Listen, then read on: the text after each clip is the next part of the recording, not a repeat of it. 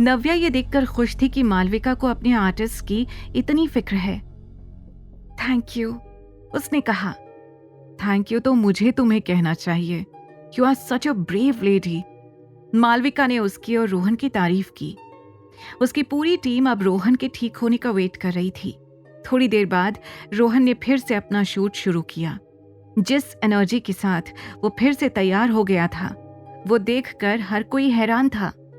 Shoot खत्म होने के बाद मालविका नव्या और रोहन को डिनर के लिए पूछना चाहती थी, लेकिन उसे लगा कि इस वक्त रोहन को रेस्ट की ज्यादा जरूरत है।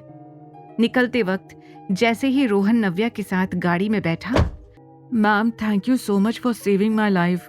घर आते ही नव्या ने आरव के साथ टाइम स्पेंड किया और उसके साथ सो गई। आधी रात में आरव को कुछ गर्म सा फील हुआ तो उसकी नींद अचानक खुल गई। उसने आंख खोलकर देखा तो नव्या का शरीर तप रहा था। मम्मा, आरव ने धीरे से कहा, लेकिन नव्या अभी भी गहरी नींद में सो रही थी। मम्मा उठो, क्या हुआ आपको? आरव ने फिर एक बार नव्या को उठाने की कोशिश की, लेकिन अभी भी नव्या उठ नहीं रही थी। ये देखकर आरव को बहुत डर लग रहा था। वो तुरंत घबराकर बेड से उतरा और भागते हुए अविनाश के कमरे के बाहर खड़ा हो गया। उसने जोर जोर से दरवाजे पर नॉक करना शुरू किया। अविनाश ने जैसे ही दरवाजे पर आवाज सुनी, उसने तुरंत उठकर दरवाजा खोला। पापा, मम्मा बीमार है, जल्दी चलो, वो उठ नहीं रही। आरव ने अविनाश को देखते ही कहा। अविनाश भी ये सुनकर घबरा गया। वो आरव के साथ तुरंत नव्या के कमरे में पहुंचा। उसने देखा नव्या की आंखें बंद थीं और उसका चेहरा पूरा लाल हो चुका था। अविनाश ने तुरंत उसका माथा टच किया तो समझ गया कि उसे तेज बुखार है। मरियम, जो नीचे सो रही थी, उसे भी ऊपर हो रही हलचल सुनाई दे रही थी। जैसे ही उसे नव्या के बुखार के बारे में पता चला, उसने तुरंत सर्वेंट्स को बर्फ की पट्टी तैयार करने के लिए कह दिया। मरियम ने तुरंत धीरे धीरे चादर हटाते हुए नव्या के शरीर पर ठंडी पट्टियां रखनी शुरू कर दी। कुछ ही देर बाद नव्या का बुखार उतरना शुरू हो गया था। मरियम ने किसी तरह से नव्या को उठाकर नींद में ही उसे दवाई खिलाई। आंटी, अब आप जाकर आराम करिए, आरव को भी सोना होगा। नव्या के लिए मैं यहाँ हूँ, अविनाश ने कहा।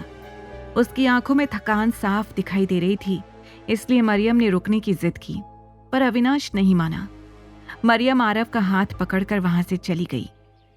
अगली सुबह जब नव्या की आंख खुली तो उसने देखा कि अविनाश उसके ठीक बगल में सो रहा था। तुम? नव्या घबरा कर उठी और उसके मुंह से निकला। नव्या को कुछ भी याद नहीं था कल रात उसके साथ क्या हुआ था। इससे पहले कि वो अविनाश को उठाती, दरवाजे से आरव दौड़ते हुए अंदर आया। मम्मा, आपकी तबीयत कैसी है? आपको पता है कल रात आपको कितना बुखार था? आरव ने नव्या को हक करते हुए कहा। मैं ठीक हूँ आरव, डोंट वरी। पर तुम तो मेरे पास सो रहे थे ना कल, कहाँ चले गए थे तुम? नव्या ने कहा। वो जानना चाहती थी कि अविनाश उसके बेड पर क्या कर रहा था।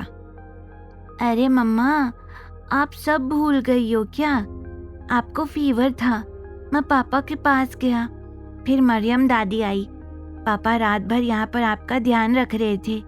आरव को जितना पता था उसने सब कुछ बता दिया। अविनाश को देखकर ही उसे ऑकवर्ड फील हो रहा था। तभी अविनाश की भी नींद खुल गई। नव्या ने झट से अपनी नजर अविनाश के ऊपर से हटा ली। उसे अविनाश को देखकर शर्म भी आ रही थी और गुस्सा भी। वो फिर से लाल हो गई थी, जिसे देखकर आरव ने पूछा, मम्मा, आपको फिर से फीवर आ रहा है क्या? नहीं आरव, मुझे गर्मी सी लग रही है, मैं नहा कर आती हूँ। इतना कहकर वो तुरंत अविनाश की नजरों से बचने के लिए बाथरूम में घुस गई। अंदर जाकर उसे समझ नहीं आ रहा था कि वो अविनाश के सामने आए तो आए कैसे। बाहर आरव को नव्या का बिहेवियर थोड़ा अजीब लग रहा था। उसने अविनाश से पूछा, पापा, मम्मा को क्या हुआ है? वो ठीक तो है ना? उनकी तबीयत? मम्मा बिल्कुल ठीक है आरव, डोंट वरी, अविनाश ने कहा और खुद में ही मुस्कुराने लग गया।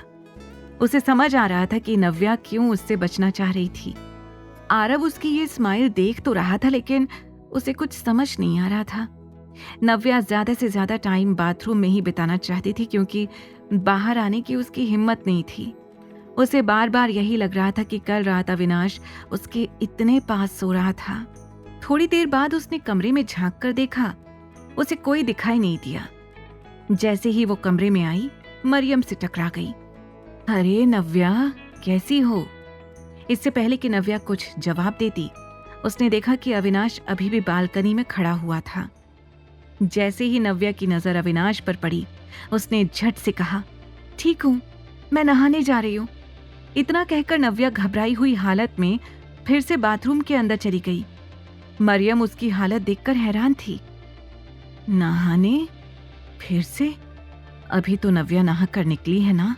आगे की कहानी जानने के लिए देखें अगला एपिसोड सिर्फ पॉकेट एफएम के YouTube चैनल पर, और द रिटर्न के सारे एपिसोड्स को सुनने के लिए डिस्क्रिप्शन में दी लिंक से डाउनलोड करें पॉकेट एफएम ऐप।